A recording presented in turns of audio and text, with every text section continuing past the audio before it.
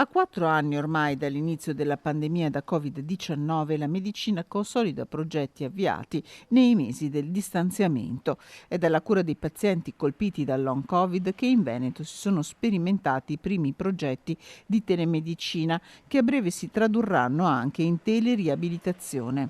Per questo la Regione ha scelto l'azienda ospedale Università di Padova come hub del Centro per la teleriabilitazione e il termalismo, finanziato con iniziali 400.000 euro.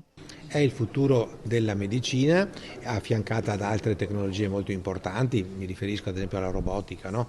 E quindi sono tutte tecnologie che vanno usate, utilizzate naturalmente dall'uomo che sa utilizzarle, e soprattutto è importante che ci sia questa alfabetizzazione appunto nell'uso della tecnologia di questo tipo. La teleriabilitazione, la telemedicina è molto utile per quelle persone che hanno la necessità di questo tipo di interventi, anche a seguito delle sequele da coronavirus. Sono 25 milioni le persone che già oggi nel mondo hanno necessità di riabilitazione.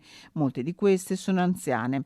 Il primo passo è quindi quello di un'alfabetizzazione che permette ai pazienti di seguire le terapie a distanza, una modalità che si andrà mano a mano affinando anche per la fisioterapia. Noi ormai abbiamo dei sensori che possiamo dare a casa del paziente che ci permettono di misurare e di quantificare l'esercizio che il paziente effettua, e questo lo possiamo vedere nel momento stesso in cui il paziente esegue l'esercizio, e sia anche a posteriori vedere i risultati ottenuti, quindi possiamo misurare quanto il paziente che fa l'esercizio a casa può migliorare o migliora durante una settimana o 10 giorni o 2 cicli. Dell'equipe del professor Masiero fanno parte 51 persone, medici, fisioterapisti, 3 ingegneri e un biologo. Fondamentale resterà la valutazione del paziente da prendere in carico. La prima visita viene fatta in presenza, questo è come un triage. A questo punto il paziente viene dirottato, viene determinato quello che si definisce il progetto riabilitativo, che vuol dire definire qual è il setting terapeutico più idoneo a effettuare il trattamento per quel paziente, che può essere o l'ospedale o il domicilio o la teleriabilitazione o il centro termale. Con il coordinamento dell'azienda ospedaliera,